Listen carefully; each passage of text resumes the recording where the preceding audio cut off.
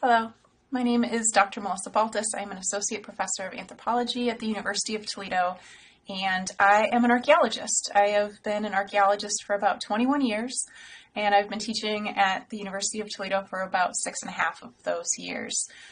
So what does an archaeologist do?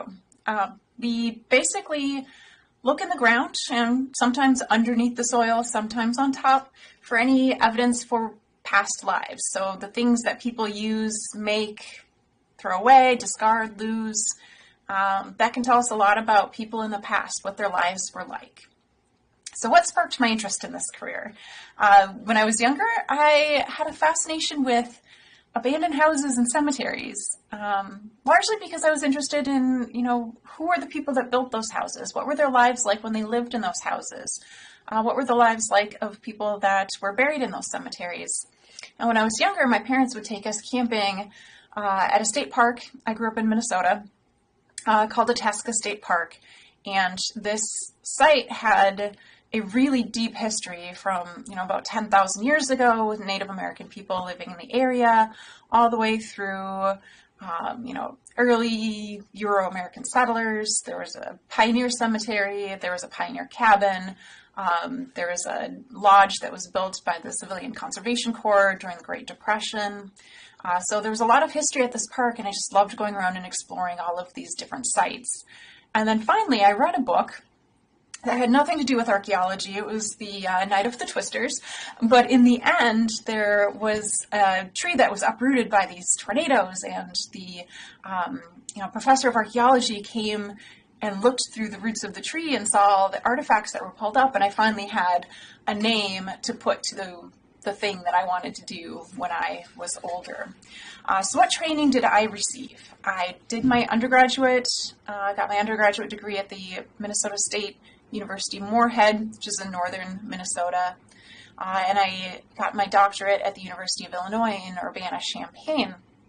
And some of the most important training that I received was doing a field school. So in the summer, archaeologists will take students into the field, show them how to do the excavations, teach them what to look for, teach them about the soil, teach them about the artifacts that we're finding. And then I worked in cultural resource management, which is archaeology that needs to be done prior to things like roads being built. And that gave me additional layers of training, on-the-job training. What advice would I give to young women about pursuing a career in STEM? I'd say pursue your passions. Find the questions that excite you and use that to fuel your goals. Also find your best support. Find those people that will cheer you on and you can support each other. So what do I love about STEM? I love the problem solving. That there's a question or an issue that needs to be solved and that we can use creative ways to do so.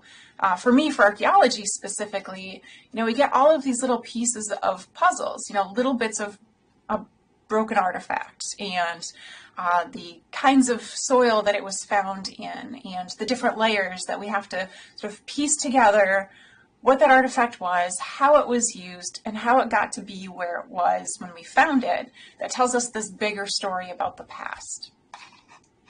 What advice would I give my 18-year-old self?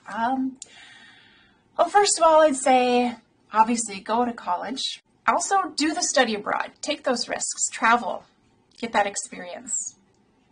If I wasn't going to do this career, what would I do as a backup plan?